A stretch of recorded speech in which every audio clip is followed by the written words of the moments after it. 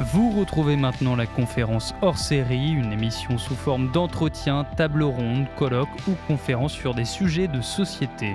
Aujourd'hui, retrouvez Tocqueville avec Chantal Delsol, philosophe présidente de l'Académie des sciences morales et politiques, et Elisabeth Geoffroy, philosophe. Bonsoir et bienvenue à vous tous qui nous suivez à partir de YouTube, du site du Collège des Bernardins ou bien évidemment de la chaîne KTO que l'on remercie pour sa fidélité.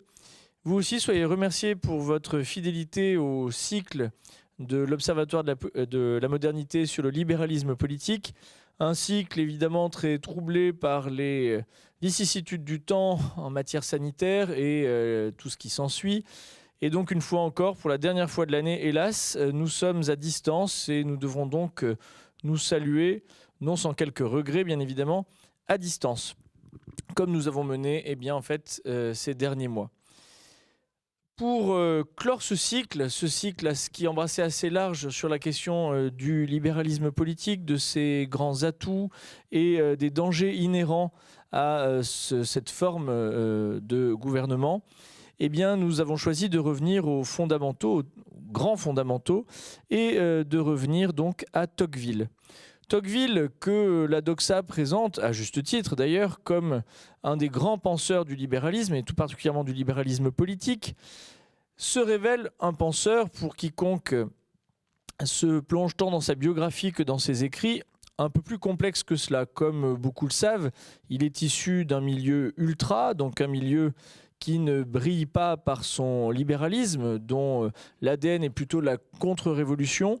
Et on sait que c'est bien sûr l'expérience américaine, notamment, qui a marqué Tocqueville et qui en a fait un penseur d'ailleurs admiratif du libéralisme politique. Mais cet ADN contre-révolutionnaire, notamment, a permis à Tocqueville de voir tant les bienfaits de ce libéralisme politique qu'un certain nombre d'écueils.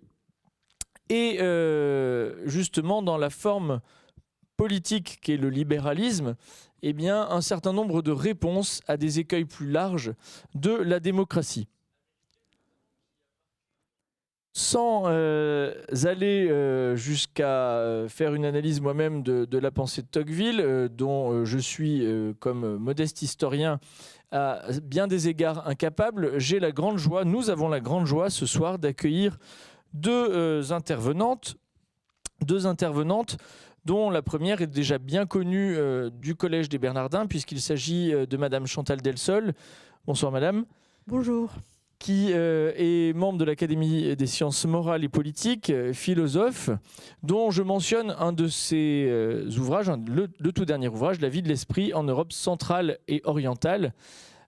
Chantal Delsol fait partie des philosophes que l'on a souvent qualifiés d'adeptes du libéralisme politique, et à cet égard, eh bien, l'entendre en tout cas sur Tocqueville semble assez incontournable. À ses côtés, nous accueillons Elisabeth Geoffroy, qui est une ancienne étudiante de l'École normale supérieure de la rue d'Ulm, également professeure de philosophie, philosophe même, auteur d'un opuscule récent sur Dorothy Day, l'activiste catholique américaine qui sort d'un oubli immérité. Donc bonsoir Elisabeth. Bonsoir Louis. Et c'est avec Elisabeth que nous commençons, et je lui laisse donc la parole sans plus tarder. Je cite : « Je vois une foule innombrable d'hommes semblables et égaux qui tournent sans repos sur eux-mêmes pour se procurer de petits et vulgaires plaisirs dont ils emplissent leur âme. Chacun d'eux, retiré à l'écart, est comme un étranger à la destinée de tous les autres. Ses enfants et ses amis particuliers forment pour lui toute l'espèce humaine. Quant au demeurant de ses concitoyens, il est à côté d'eux, mais il ne les voit pas. Il les touche et ne les sent point. Il n'existe qu'en lui-même et pour lui seul. Et s'il lui reste encore une famille, on peut dire du moins qu'il n'a plus de patrie.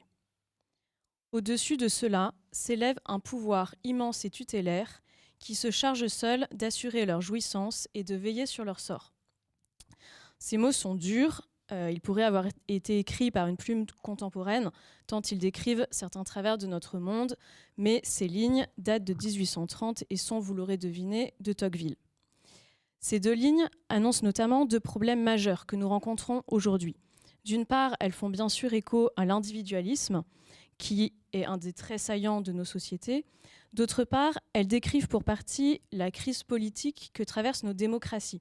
Une crise politique qui est aussi une crise du libéralisme, puisque celui-ci est l'idéologie dans laquelle nos sociétés occidentales se sont pensées au cours du dernier siècle et qui est contestée d'une part par la montée de l'illibéralisme, point de départ de notre cycle de cette année, par les populismes, en tout cas ce qu'on appelle ainsi, par des modèles de pouvoir très verticaux ou centrés sur un seul homme, et contesté d'autre part par la tendance au rognage progressif des libertés individuelles dans des sociétés qui deviennent très préventives, très précautionneuses, qui encadrent, contrôlent et même enserrent la vie de tous les côtés possibles. Et au carrefour, au milieu de ce constat, de cette double crise, se dresse Tocqueville, qui d'une part a vu mieux que personne et plutôt avant les autres les limites de la pensée libérale, de la démocratie, les failles sociales qu'elle pouvait engendrer. Donc un Tocqueville qui n'est pas simplement un admirateur béat de la démocratie, au point qu'il dit ressentir face à elle, je cite, une terreur religieuse, là où d'autres penseurs de son temps, comme Guizot ou Constant, disaient ressentir plutôt une ferveur ou une satisfaction tranquille. Donc d'une part, ce Tocqueville critique, lucide, et d'autre part, et en même temps, Tocqueville qui peut s'apparenter à un auteur libéral, qui pense la politique dans les termes du libéralisme, qui défend la démocratie en tant que système juste pour l'individu, donc un Tocqueville qui est profondément démocrate. L'intérêt pour nous, dès lors de le suivre dans son raisonnement, c'est d'aller avec lui dans le fond du constat de certains dysfonctionnements, comprendre ce qui était pour lui de l'ordre de la prédiction et qui pour nous est devenu en grande partie de l'ordre de la description de notre réalité, pour ensuite examiner quelles solutions, quels remèdes il identifie qui seraient aptes à contrer les défauts tendanciels de la démocratie et voir ainsi s'ils sont convaincants, pertinents pour aujourd'hui, s'ils nous permettent de nous faire les avocats du libéralisme. Dans un premier temps, on va donc voir que la démocratie contient en elle une pente tendancielle vers l'individualisme et que cet individualisme peut faire basculer la démocratie du côté d'une forme de despotisme. Un despotisme doux, mais un despotisme. Pour bien poser les termes, une première précision de vocabulaire. Par démocratie, Tocqueville entend non pas un régime politique qui organise les institutions de telle ou telle façon. La démocratie, pour lui, c'est d'abord un état social. C'est une société caractérisée par l'égalité des conditions et même plus exactement par l'égalisation des conditions, c'est-à-dire que c'est un mouvement dynamique qui suit son cours et qui va vers toujours plus d'égalité. Et c'est un état social qu'on peut presque qualifier de total dans la mesure où il imprègne toutes les dimensions de l'existence, il reconfigure les relations même privées, il touche le cœur de l'homme, sa façon de vivre, de penser, etc. Ceci étant posé, j'en reviens à l'individualisme. Tocqueville le décrit en ces termes, ou le définit d'ailleurs en ces termes. L'individualisme est un sentiment réfléchi et paisible qui dispose chaque citoyen à s'isoler de la masse de ses semblables et à se retirer à l'écart avec sa famille et ses amis. De telle sorte que, après s'être ainsi créé une petite société à son usage, il abandonne volontiers la grande société à elle-même. Donc pour Tocqueville, l'individualisme, c'est pas d'abord un défaut psychologique, c'est un jugement que pose l'individu par lequel il affirme son autosuffisance et qui ensuite se traduit dans le comportement par une dynamique d'isolement du reste de la société, de retranchement vers sa sphère privée, sur ses intérêts économiques, sur ses proches, sur son monde en somme, et donc une dynamique d'indifférence envers le reste du monde. Et une bonne façon de comprendre ce qu'est l'individualisme des sociétés démocratiques, c'est en comprenant la logique ou la structure sociale des sociétés aristocratiques, qui en sont le pendant. L'organisation de ces sociétés aristocratiques se repose sur des hommes qui sont structurellement liés les uns aux autres. Elle se caractérise par la distinction des rangs. Ce sont des sociétés très hiérarchisées et c'est la naissance, la famille qui détermine votre rang et donc votre place dans le monde. Et les familles des peuples aristocratiques s'inscrivent dans de longues lignées. Elles insèrent l'individu dans une temporalité longue qui le relie à ses aïeux, qu'il connaît presque et qu'il respecte, et qui le relie aussi à ses arrière-petits-fils, qu'il croit déjà apercevoir et qu'il aime, pour reprendre les termes de Tocqueville lui-même. Donc cet individu, cet homme plus exactement aristocratique, est déjà situé, enraciné, lié aux autres générations. Et de façon plus horizontale, il est lié à ses contemporains par les conventions sociales. Il est lié à l'homme placé au-dessus de lui, qui lui doit par exemple protection, et il est lié à l'homme placé en dessous de lui, à qui il peut faire appel, qui lui verse tel impôt, etc.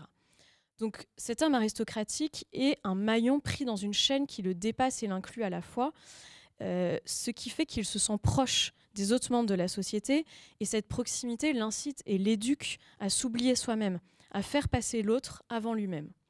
Tocqueville écrit « L'aristocratie avait fait de tous les citoyens une longue chaîne qui remontait du paysan au roi. La démocratie brise la chaîne et met chaque anneau à part. » Donc la démocratie, elle, fonctionne de façon horizontale. Elle a abaissé les distinctions et rendu tout le monde égal et semblable, sans plus aucun lien. L'autre n'est plus un particulier auquel je suis lié, mais un semblable abstrait et, à ce titre, peu susceptible de susciter mon engagement ou mon sacrifice. Et dès lors, on voit bien que cet individualisme ne peut faire que du mal à la politique. La communauté politique, le peuple, ce sont des réalités politiques parce qu'elles forment un tout. Elles ont un principe d'unité, ce ne sont pas de simples masses, des foules éparses sur le modèle du 1 + 1 + 1. Or ici, chaque citoyen devenant une forme d'électron autonome, il y a une dislocation sociale. Et par cette dislocation sociale, l'individualisme fait le lit du despotisme. Il prépare son avènement.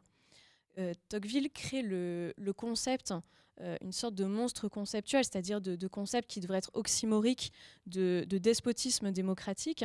Et il a besoin de créer ce concept nouveau pour décrire le devenir tendanciel des sociétés démocratiques individualistes. Alors concrètement, comment se présente ce despotisme ? Il est lié, on vient de le dire, à l'indifférence des individus pour la grande société, et donc à l'indifférence pour la chose publique. Or, la nature ayant horreur du vide, si les citoyens se désintéressent peu à peu de la politique et désertent ce terrain, quelqu'un l'occupera pour eux, et ce quelqu'un ou ce quelque chose, c'est l'État central. Donc on se retrouve avec un schéma où on a plein d'individus épars, et juste au-dessus d'eux, un État. L'État se met alors à prendre de plus en plus de place. Il devient ce pouvoir immense et tutélaire que l'on mentionnait dans la citation inaugurale, qui cherche à fixer les hommes irrévocablement dans l'enfance, à les rendre dépendants de lui. Il essaye de tout gérer pour eux. Je cite à nouveau Tocqueville. « Il aime que les citoyens se réjouissent pourvu qu'ils ne songent qu'à se réjouir. Il travaille volontiers à leur bonheur, mais il veut en être l'unique agent et le seul arbitre. Il pourvoit à leur sécurité, prévoit et assure leurs besoins, facilite leurs plaisirs, conduit leurs principales affaires, dirige leur industrie, règle leur succession, divise leurs héritages. Que ne peut-il leur ôter entièrement le trouble de penser et la peine de vivre ?» Donc si on rentre un peu plus en détail ensuite dans la forme que pourrait prendre ce type de pouvoir, Tocqueville explique que ce pouvoir despotique de l'État devra être doux. La démocratie transforme les hommes, elle adoucit les mœurs, et notamment elle va faire jouer, ou elle va permettre à un certain ressort de jouer à plein, c'est le ressort de la pitié. La pitié joue sur l'identification à un semblable.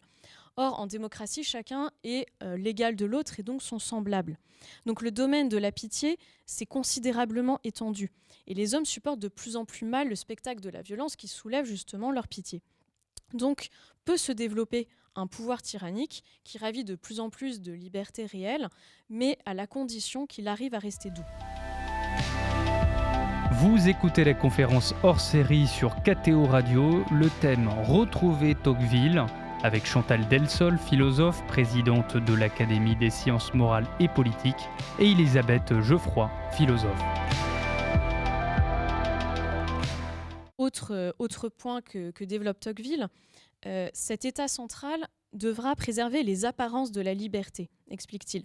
C'est le rôle notamment de l'exercice du vote toutes les X années, qui peut rester formel, parce que si les hommes ont perdu l'habitude d'exercer leur libre arbitre dans les choses du quotidien, dans la conduite de leur vie, de leurs affaires, ils ne sauront pas tout d'un coup en faire usage, spécialement pour la vie publique lors des élections.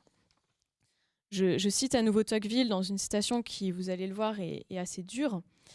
Il est en effet difficile de concevoir comment des hommes qui ont entièrement renoncé à l'habitude de se diriger eux-mêmes pourraient réussir à bien choisir ceux qui doivent les conduire. Et l'on ne fera point croire qu'un gouvernement libéral, énergique et sage puisse jamais sortir des suffrages d'un peuple de serviteurs. Autre caractéristique de ce pouvoir, l'État sera presque, en tout cas, assuré de se maintenir au pouvoir tant qu'il assure le confort matériel des citoyens. Alors pourquoi ? Parce que dans les sociétés démocratiques, les hommes refusent de subir une influence. Ils sont tous semblables et égaux, capables de se gouverner selon les lumières de leurs propres raisons. Donc que pourrait m'apporter l'autre que je ne puisse déjà savoir par moi-même, que je ne puisse déjà m'apporter à moi-même ? Et en refusant ce principe même d'une sorte d'aristocratie de l'esprit, en refusant de reconnaître des supériorités intellectuelles ou morales, ils ne peuvent pas réellement embrasser un idéal de vie reçu d'un autre ou une vision du monde construite par un autre qu'eux. Et le domaine des idées, de la pensée qu'ils devraient donc reconstruire pour eux-mêmes de toutes pièces, devient un monde flou, incertain. Et par contraste, le monde matériel, lui, apparaît comme stable, certain, rassurant. Donc les hommes se réfugient dans la passion du bien-être corporel et des biens matériels. Et donc tant que l'État assure ce confort et ces jouissances matérielles, il satisfait suffisamment les individus démocratiques pour ne pas soulever leur révolte. Donc in fine, on voit que dans ce type de société, l'égalité finit par l'emporter sur la liberté. L'égalité, dit Tocqueville, apporte à tous une multitude de petites jouissances. La liberté, elle apporte à certains seulement de sublimes plaisirs, mais de temps en temps et au prix d'efforts de sacrifice. En outre, la liberté, elle, tend à s'échapper sitôt qu'on ne la retient pas, ce qui n'est pas le cas de l'égalité. Donc quand le premier article de la Déclaration des droits de l'homme et du citoyen dit « Les hommes naissent et demeurent libres et égaux en droit », l'égalité et la liberté sont mises sur le même plan, mais en réalité, empiriquement, dans la dynamique démocratique, l'une tend à l'emporter sur l'autre. Donc l'égalité qui est bien sûr une chose juste, une bonne chose, qui est fondée sur la nature humaine que les hommes ont en partage, sur leur égale dignité humaine, se paie au prix fort de ces possibles dérives sociales et politiques. Une fois ce tableau dressé, on peut essayer ensuite de comprendre les causes, les prémices philosophiques. D'où vient que la démocratie est tendanciellement individualiste. Ici, je vais essayer de retracer très rapidement et à grands traits de grandes directions qu'a pu prendre la philosophie politique dans l'histoire des idées. La première pas chronologiquement, mais la première ici dans cet exposé, le courant libéral qui est centré sur la notion d'individu, et la seconde, la tradition aristotélicienne, qui, elle, est centrée sur le concept d'animal politique. Concernant le courant libéral, Tocqueville dit explicitement que l'individualisme naît de l'égalité. Et plus fondamentalement, en fait, il naît d'une anthropologie qui prend pour point de départ le concept d'individu. L'individu, c'est l'unité de base des sociétés démocratiques. L'individu, c'est un terme qui renvoie à un être qui, parce qu'il est homme, est titulaire de droits, dont on peut dresser la liste, des droits qui lui sont attachés indépendamment de sa fonction sociale et qui font de lui l'égal de tous les autres hommes. Et c'est donc cette prémisse qui fait de Tocqueville un penseur libéral. Concrètement, dans cette vision-là, l'homme est avant tout un être libre, indépendant, isolé, maître de lui-même, dont on saisit les traits principaux grâce à l'artifice de l'état de nature. Et c'est un être pour qui autrui est au mieux neutralisé, au pire un rival ou même une menace. Dès lors, la question politique devient comment, à partir des milliers d'individus épars, créer une société unifiée, une communauté politique unie, sans risquer de porter atteinte à ses droits initiaux et à cette liberté individuelle. Et c'est donc à partir de ce problème-là que des Hobbes, des Locke, des Rousseau vont théoriser le contrat social, tenter de fonder la société sur des liens contractuels, et notamment sur les deux éléments, selon les penseurs, moralement neutres que sont le marché et le droit, qui sont censés relier les gens selon leurs intérêts convergents. Ça, c'est donc les grands traits de la vision libérale. Une autre tradition philosophique est celle qui remonte à Aristote notamment et qui fait de l'homme non pas d'abord un individu atomisé, mais un animal politique. Aristote nous dit que l'homme naît le plus démuni des animaux. Il a plein de capacités, plein de talents, mais il a besoin des autres pour les développer et pour apprendre. Et donc la survie de chacun passe par la complémentarité des activités, des talents des uns et des autres. Donc l'homme n'est pensable que comme un animal politique. Et c'est une tradition qui, à cet égard, peut rattacher Aristote autant à un saint Thomas d'Aquin qu'à un Marx. Donc, chez Aristote, la société n'est pas d'abord un problème, mais elle est un donné heureux à penser et à organiser de la façon la plus juste possible. Les activités sont vues comme organisées de façon pyramidale, orientées vers le sommet de la pyramide qui est le bien commun, ce bien commun qui consiste dans le bien vivre de la société, une justice et une amitié civique, une autarcie, et ce bien commun surplombe et intègre tous les autres biens particuliers de la société. Donc, dans cette vision, l'unité d'un peuple se fait par le haut, par le but, par la cause finale de toute la société, qui est le bien commun, et qui est un vrai bien, c'est-à-dire qui a un contenu moral substantiel. Ce qui, là encore, différencie cette vision de la tradition libérale qui a voulu neutraliser la notion de bien et la sortir du champ politique. Parce que notamment à la suite du traumatisme qu'a constitué pour des penseurs occidentaux les guerres de religion, ils constatent que les hommes ont du mal à se mettre d'accord sur ce qu'ils considèrent leur vision du bien, et donc la recherche du bien risque d'être politiquement un sujet de querelle, pouvant mener dans le pire des cas à la guerre civile. D'où leur idée de fonder la politique sur des liens contractuels et sur un ensemble de procédures, et non sur la recherche d'un bien commun. Pour finir sur la vision antique d'Aristote, faire un petit sort à la notion de liberté, qu'on va récupérer un peu plus loin avec Tocqueville. La liberté n'est pas un droit individuel possédé par naissance pour Aristote, c'est le fruit d'une éducation, d'une conquête. Et elle n'a de réalité que dans l'espace public. Pourquoi ? Parce que la liberté doit devenir un fait démontrable. Elle peut et doit continuer, on pourrait rajouter, à habiter le cœur des hommes et avoir une réalité intérieure, mais elle doit surtout s'extérioriser, se montrer, prouver son existence. Donc la liberté antique, elle est de pair avec l'existence d'un espace public dans lequel on pouvait rencontrer d'autres hommes qui sont nos pairs, nos égaux, et ainsi donner devant eux une réalité à notre liberté grâce à la parole et à l'action, qui sont le propre des hommes libres. Les Grecs avaient la conviction que ces deux facultés de la parole et de l'action formaient un tout et étaient les choses les plus nobles chez l'homme. Et quand Homère veut donner une épithète à son héros Achille, il le qualifie de, je cite, « faiseur de grandes actions et diseur de grandes paroles ». Donc cette liberté antique requiert un monde politiquement organisé où chacun des hommes libres peut s'insérer par la parole et par l'action, un monde politique qui devient donc une scène pour la parole et pour l'action des hommes et qui fournit les conditions de possibilité de la liberté. Donc il y a une coïncidence entre le déploiement de la liberté et l'espace du politique, contre la vision libérale qui, elle, nous incline plutôt à croire que la liberté commence là où la politique finit, et que la liberté, c'est celle qu'on nous laisse pour exercer nos activités non politiques, donc économiques, privées, religieuses, éducatives, etc. Arrivé ici, on a vu donc que Tocqueville a discerné la pente possiblement individualiste et despotique de la démocratie, et il l'a expliqué en remontant à l'égalité souveraine qui caractérise l'élément de base des sociétés démocratiques, à savoir l'individu, et qui accouche d'une certaine vision de la politique, qui est apolitique ou antipolitique dans la mesure où c'est une liberté d'individu et pas de citoyen. Si bien que dans un troisième temps, il nous reste à identifier quels éléments Tocqueville a identifiés comme pouvant contrer cette pente et sauver en quelque sorte la démocratie d'elle-même. Il est possible pour Tocqueville de passer en quelque sorte de l'instinct de la démocratie à l'intelligence de la démocratie, pour reprendre une distinction de Pierre Manant, en la modérant, en faisant jouer l'art politique. Concrètement, le levier à utiliser, c'est l'exercice de la liberté politique via l'engagement.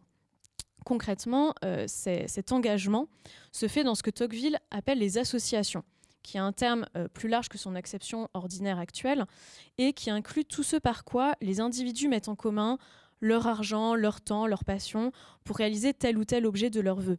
Donc il s'agit d'abord des associations politiques, qui pour Tocqueville jouent un rôle d'école, et ensuite des associations civiles, entreprises, syndicats, associations, communautés religieuses. Je vous cite une dernière fois Tocqueville. Il écrit « Les sentiments et les idées se renouvellent, le cœur ne s'agrandit et l'esprit humain ne se développe que par l'action réciproque des hommes les uns sur les autres. Cette action est presque nulle dans les pays démocratiques. Il faut donc l'y créer artificiellement. Et c'est ce que les associations seules peuvent faire. Donc l'idée pour Tocqueville, c'est de multiplier les occasions d'agir ensemble pour que les individus se rendent compte qu'ils vivent en société, qu'ils ont besoin des uns des autres, qu'ils sont interdépendants et qu'ils voient que c'est là leur intérêt bien compris. Je sacrifie du temps, de l'argent, de l'énergie, mais au fond j'y gagne et tout le monde y gagne au passage. Donc le rôle des institutions libres, notamment locales, c'est de rendre palpable ce lien social, de recomposer le tissu social qui a été éventuellement disloqué. Et ce faisant, les citoyens peuvent modérer la démocratie, c'est-à-dire en fait lutter contre ces défauts tendanciels. Et le ressort ultime qui rend possible cette modération, pour Tocqueville, c'est la religion. Parce que la religion va fournir des règles. Tocqueville explique qu'il y a un besoin d'un élément extérieur à la démocratie. La démocratie étant, comme on le disait tout à l'heure, une forme d'état social total, elle reconfigure toutes les dimensions de la vie. Donc on ne peut la dompter elle-même, plutôt la dompter contre elle-même, qu'en faisant appel à des événements qui lui sont extérieurs, c'est-à-dire qu'elle n'a pas encore touché et apprivoisé et fait rentrer totalement dans son paradigme. Et ce quelque chose d'extérieur, c'est la religion. Pourquoi ? Parce que, outre ses vertus associatives, une religion fédère une communauté de croyants, on le voit bien aujourd'hui, et outre sa propension heureuse à lutter contre la passion du bien-être matériel qui guette la démocratie, puisque la religion tourne les regards vers des idéaux, vers des réalités spirituelles, vers Dieu, la religion, en outre, assoit une morale. Et cette morale permet de prévenir les deux mauvais usages possibles de la liberté, l'usage par excès, je me crois tout permis, et contre cela, la religion donne une morale qui donne elle-même des limites, et un usage par défaut de la liberté, c'est le fait de trouver cette liberté intimidante et donc de se laisser paralyser par elle. Donc la démocratie a besoin de la religion et de la morale pour se modérer elle-même. Ceci étant dit, on peut se demander en conclusion où Tocqueville nous laisse-t-il une fois qu'on a dressé ce tableau-là. Un premier élément, c'est que la solution de Tocqueville passe par la liberté politique en acte. Or, ce passage d'une liberté formelle dans le cadre du despotisme doux à une liberté réelle s'opère dans l'espace public et par l'espace public. Donc en fait, on rejoint ici une vision aristotélicienne de la liberté. Donc une thèse qu'on pourrait défendre, c'est que Tocqueville est le penseur libéral qui, plus que les autres, a vu les failles du libéralisme et a pensé des solutions, donc le mieux placé pour le défendre, et que Tocqueville est en même temps celui qui ne parvient pas tout à fait à sauver, entre guillemets, le libéralisme politique et la liberté réelle, où il n'y parvient qu'au moment où la liberté se met à correspondre non plus tant à la définition libérale qu'à la définition antique aristotélicienne de la liberté, c'est-à-dire la liberté dans et par la politique et non pas contre elle. Et donc, on pourrait en conclure qu'on ne peut se faire l'avocat du libéralisme qu'au prix d'un détour par des concepts non libéraux, par une réalité qui n'est pas libérale. Et le deuxième élément qu'on peut retenir, qui est en fait le prolongement du premier, c'est que, plus ultimement encore, la liberté politique et la force associative ne jouent leur rôle que si elles peuvent prendre appui sur la morale. C'était le dernier point de notre exposé. Pierre Manant le résume très bien, je le cite, « La convention démocratique par elle-même strictement abstraite, et donc en ce sens strictement inhumaine, est continuellement humanisée par le compromis que la société démocratique doit passer avec les nécessités de la vie sociale, les contenus moraux hérités des époques pré-démocratiques, la spontanéité irrépressible de la nature humaine. » Donc, la démocratie, le libéralisme politique ne sont pas autosuffisants. Ils ont besoin du renfort, du concours de réalité extra-libérale, extra-démocratique. Et une conclusion qu'on peut s'appliquer à nous autres contemporains, c'est qu'il faut donc prendre un soin tout particulier de ces réalités morales au sens large, qu'il s'agisse de tout un tissu de principes moraux, qu'il s'agisse du sens de l'honneur aristocratique, de certaines vertus sociales de solidarité, la vision chrétienne du bien, de la charité, certains cadres culturels, même des ingrédients tels que le patriotisme, et de façon plus générale, tout ce qui relève de la logique du don. Mais il faut en prendre un soin tout particulier parce que ce sont elles qui, en modérant la démocratie, nous permettent de continuer à l'aimer, à la souhaiter ardemment et à la préférer à tout autre système. Et un tout dernier point, là-dessus, cette considération peut éveiller en nous un point de vigilance et presque de préoccupation, c'est que cette solution tocquevillienne, qui est une sorte de point d'équilibre, n'est pérenne que tant que la religion et la morale ont suffisamment de vivacité dans la société et de force d'éducation sur les individus. Mais une question naît si on se demande ce que devient la démocratie quand la religion et la morale perdent du terrain. Or, et c'est un constat qu'on peut emprunter à Jean-Claude Michéa, le libéralisme tend à avaler en partie la religion et la décence commune qui forment une sorte de morale populaire. Et Michéa explique que le libéralisme a pu montrer ses effets les plus bénéfiques à ses débuts historiques dans des sociétés où il bénéficiait encore de l'effet de portance de ces éléments extérieurs et préexistants.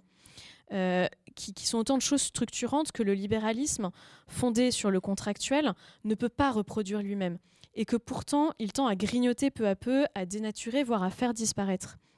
Et ce mouvement est assez tragique parce qu'il laisse une sorte de grand vide où il n'existe plus que le marché, le droit, des liens purement contractuels, des procédures juridiques, des intérêts bien compris, mais cela fragilise grandement la solution qu'avait trouvée Tocqueville. Donc là, notre point de vigilance, c'est encore une fois de s'attacher à sauvegarder et à prendre soin de ces piliers non immédiatement démocratiques qui sont la condition de possibilité d'un libéralisme politique qui donne le meilleur de lui-même et qui arrive surtout à garder son point d'équilibre. Vous écoutez la conférence hors série sur KTO Radio, le thème « Retrouver Tocqueville » avec Chantal Delsol, philosophe, présidente de l'Académie des sciences morales et politiques, et Elisabeth Geoffroy, philosophe. Merci beaucoup. Alors, sans transition aucune, je laisse la parole à Mme Chantal Delsol. Merci. Bon, à la limite, il n'y a plus rien à dire, parce que c'est formidable ce que vous avez dit. Et, alors, on s'était entendus toutes les deux pour effectivement pas se répéter. Hein.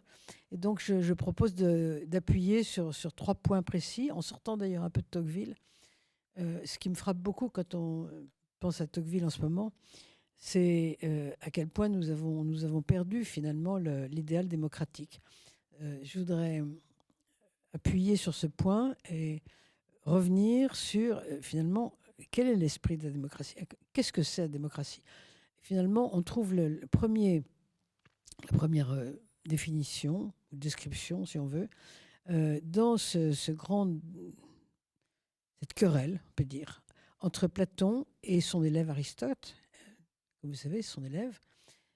Dans la politique d'Aristote, il y a un chapitre, l'un des premiers chapitres d'ailleurs, qui s'appelle « Contre le communisme de Platon ». Alors, on a traduit par communisme, on pourrait traduire par communauté, le mot grec est... Mais ça signifie qu'Aristote s'élève contre son maître, parce que Platon n'était pas un démocrate, la démocratie était à ses débuts. Platon pensait qu'une cité et une famille, c'était la même chose. C'est-à-dire que dans une famille, vous avez les parents, à l'époque c'était le père, mais peu importe, qui dirigent les enfants. Pourquoi ? Parce que les parents sont matures et les enfants ne sont pas matures. Les enfants ne savent pas encore grand-chose ou ils ne savent rien. Il est normal que les parents les dirigent parce qu'ils sont naturellement supérieurs, en tout cas pour un temps. Eh bien, Platon disait, la cité, c'est comme une famille. Vous avez des dirigeants qui sont plus forts que les autres, plus compétents, plus intelligents, plus sages, tout ce que vous voudrez. Et il est normal que ceux-ci gouvernent le peuple, qui lui est moins compétent, moins sage, moins intelligent, etc. Et Aristote, beaucoup plus jeune, qui arrive comme un disciple, dit « mais non, une famille et une cité, c'est pas la même chose. » Parce que dans une famille, il y a des éléments supérieurs, ce sont les parents en l'occurrence, au moins pour un temps, tandis que dans une cité, il n'y a pas d'éléments supérieurs. Et il dit, s'il y avait un élément supérieur, à la limite, ça se saurait. Enfin, il ne dit pas ça comme ça, mais ça veut dire... moi, j'en vois pas. Je ne vois pas d'élément supérieur qui soit supérieur par nature au point que il est normal, il est naturel qu'il dirige les autres. Ça n'existe pas, ce genre de choses. Tous les citoyens, au fond, sont égaux pour, d'une part, gouverner leur propre vie et, par extension, gouverner la cité. Ça veut dire quoi, gouverner leur propre vie? Je vais vous donner tout à l'heure un petit texte. Gouverner sa propre vie, ça veut dire chaque citoyen est capable de trouver un conjoint, de fabriquer des enfants avec ce conjoint, et puis de les éduquer, et puis de savoir dans quelle école on les met, et puis de savoir s'il veut tel métier ou tel autre, etc. Chaque citoyen en est capable, ou bien alors on va tomber dans une forme de despotisme à l'ancienne ou de totalitarisme moderne. Et si ce citoyen est capable de ça, de mener sa vie, mais des choses profondes, importantes, c'est important de savoir si on va avoir des enfants ou pas, etc. Eh bien, s'il est capable de ça, il est capable aussi de diriger sa cité. Et au fond, la démocratie s'appuie là-dessus. J'apportais juste quelques lignes, là. Je sors un peu de Tocqueville, mais on avait convenu que moi je sortais un peu. J'ai rien trouvé de plus beau sur la démocratie. J'insiste parce que je trouve qu'en ce moment la démocratie est en train de s'en aller. J'ai rien trouvé de plus beau qu'un texte de Chesterton dans Orthodoxie,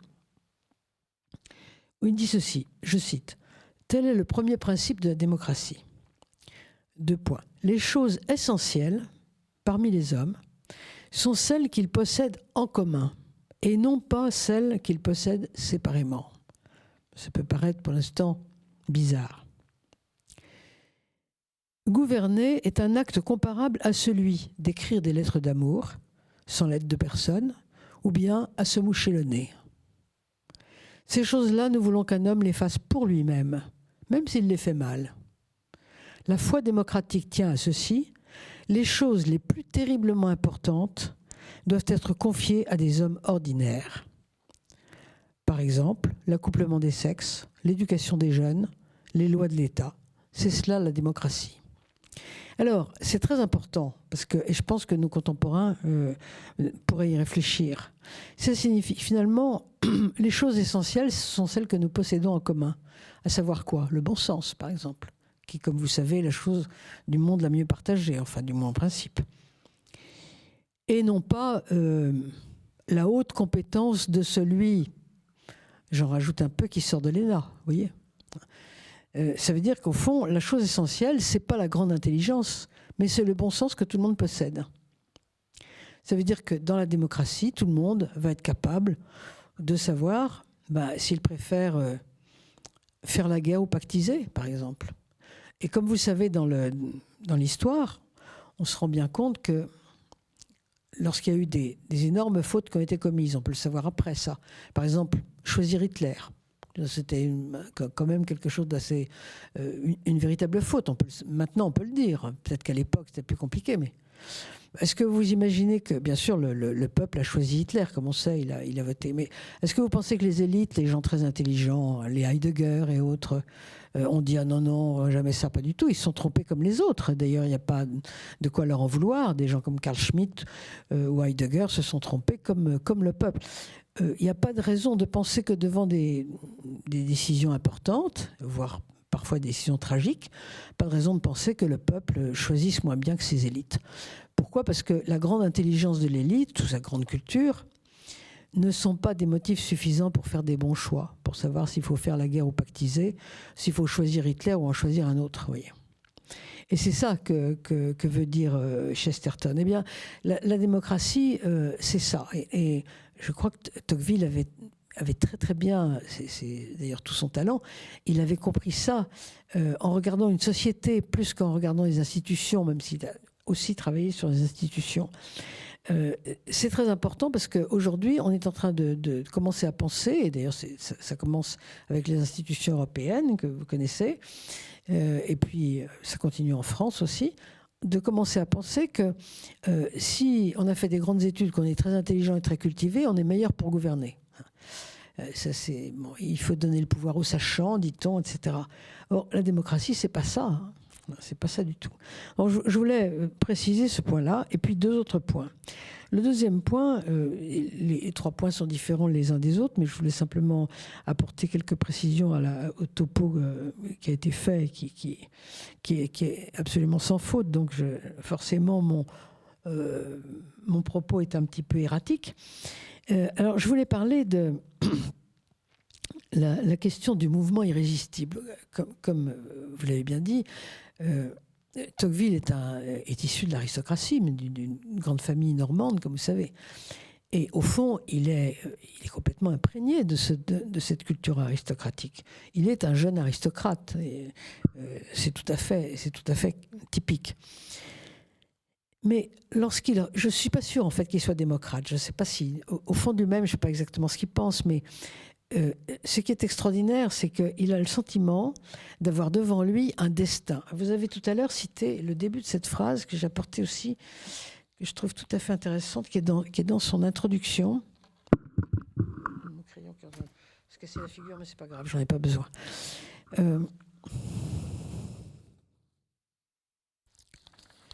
Il dit ceci: le livre entier qu'on va lire, donc c'est La démocratie en Amérique, a été écrit sous l'impression d'une sorte de terreur religieuse, vous avez commencé à citer tout à l'heure, produite dans l'âme de l'auteur par la vue de cette révolution irrésistible qui marche depuis tant de siècles à travers tous les obstacles.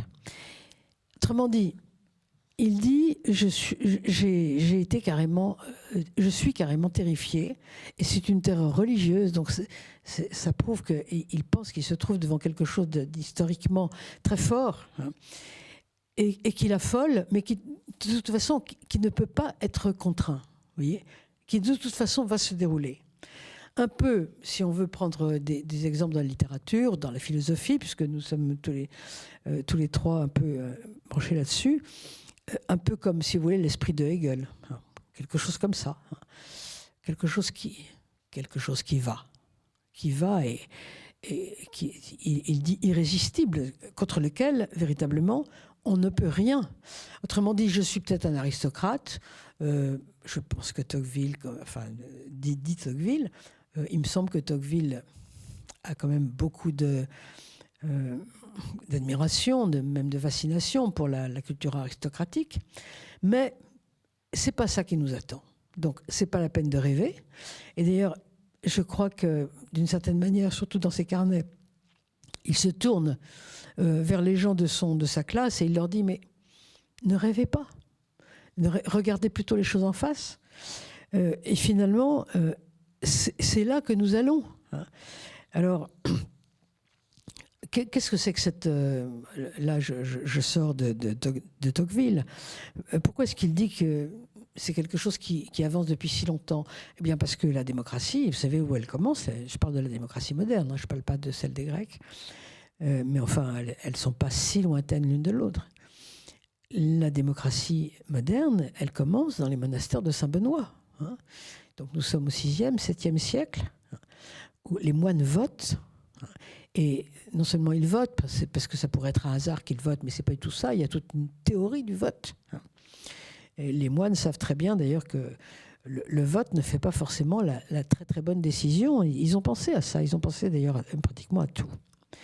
Et puis après les monastères de Saint-Benoît, et probablement d'ailleurs à la suite c'était Léon Moulin qui était très calé là-dessus, vous avez les votes dans les villes italiennes du 11e, 12e siècle, où on vote pour les édiles. Et puis ensuite, juste après, il y a un lien aussi entre les deux, vous avez la Grande Charte de 1215 en Angleterre. Donc la démocratie, c'est quelque chose de très ancien en Occident. Moi, je pense que c'est quelque chose qui vient directement de l'Évangile. L'égalité qui est donnée dans l'Évangile, il n'y a ni juif, ni non-juif, ni homme, ni femme, ni esclave, ni homme libre. C'est pas quelque chose qui a réalisé tout de suite. Paul ne va pas faire une révolution, comme vous savez. Il dit à la femme, obéis à ton mari, et il dit à l'esclave, obéis à ton maître. Donc il ne cherche pas à faire des révolutions. Mais c'est une promesse. C'est une promesse, c'est la promesse évangélique qui est vouée à se concrétiser dans l'histoire. C'est en tout cas C'est comme ça que je vois les choses. Et ce mouvement est irrésistible parce que c'est une promesse, c'est une belle promesse que l'Occident tente de réaliser dans l'histoire avec évidemment beaucoup de difficultés et d'erreurs. La preuve d'ailleurs, c'est que vous ne trouvez pas ça ailleurs. Hein. Il faut bien que ça vienne de quelque chose de culturel. C'est pour ça que je pense que ça vient de l'Évangile directement.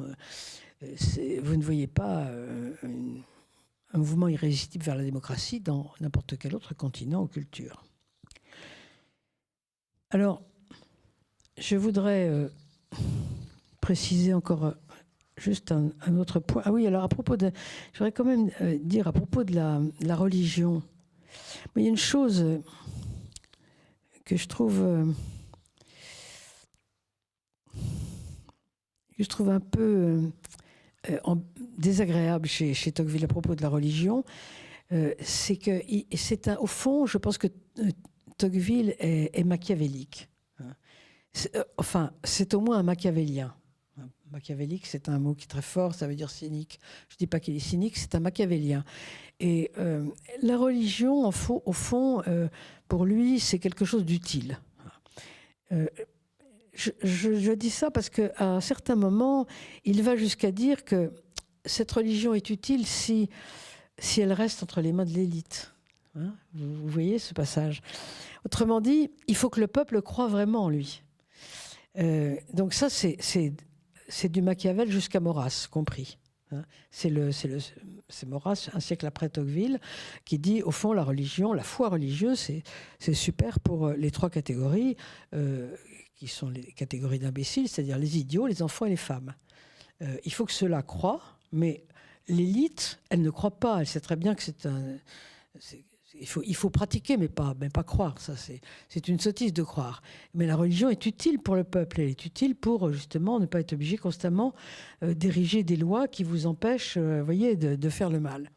Alors, il y a ça chez Tocqueville. Moi, je voulais juste le remarquer. Je sais pas ce que vous en pensez. Ça peut provoquer un débat, peut-être.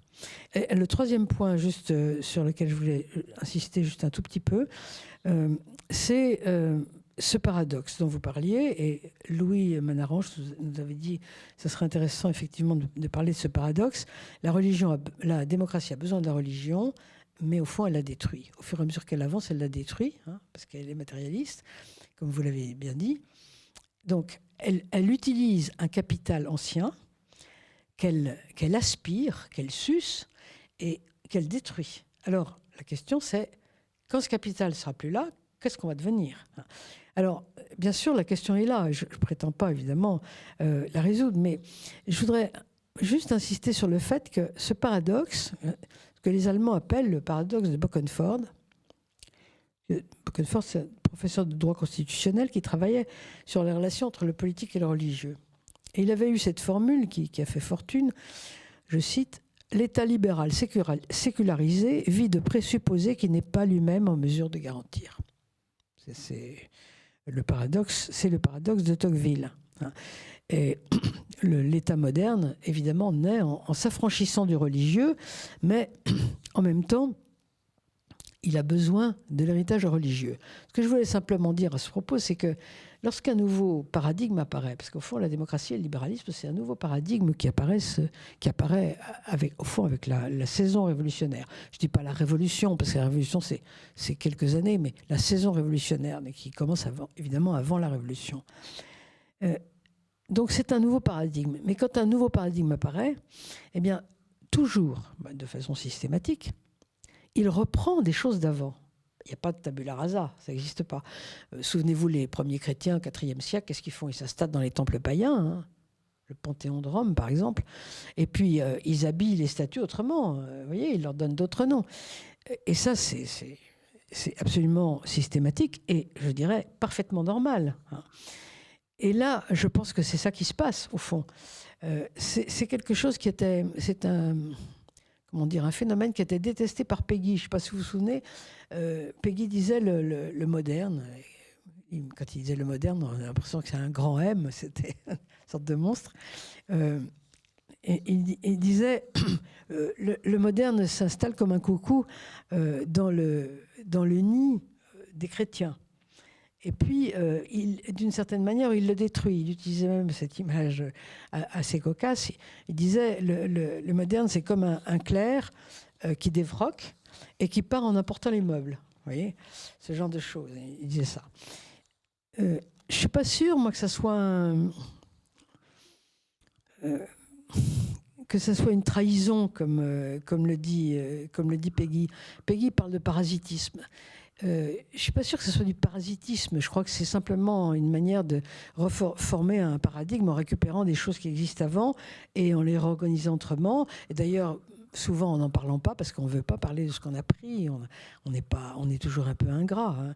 On veut toujours faire croire qu'on est dans la tabula rasa, alors qu'en fait, c'est pas vrai. Moi, je parlerais plutôt d'un palimpseste que de parasitisme. Vous voyez, on réécrit sur ce qui est déjà écrit. Pourquoi ? Parce que de page blanche, on n'en a pas dans l'histoire. Ça n'existe pas. Donc, c'est simplement c'est le moment du changement de paradigme. Et c'est pour ça qu'on récupère la religion. Alors, est-ce qu'on en a besoin ? Est-ce qu'on a besoin de cette religion-là ? Moi, je ne suis pas sûre non plus. On pourra très bien, c'est ce qu'on d'ailleurs on est en train de faire, récupérer quelques sagesses asiatiques, reprendre des vieilles sagesses épicuriennes, c'est ce que certains sont en train de faire. Et puis, peut-être que ça pourrait nous suffire. Vous voyez, donc, disons que je serais moins dur là, à ce sujet. Je n'ai pas d'introduction, de conclusion, parce que c'était simplement quelques points. Je redonne la parole à Louis, en vous remerciant.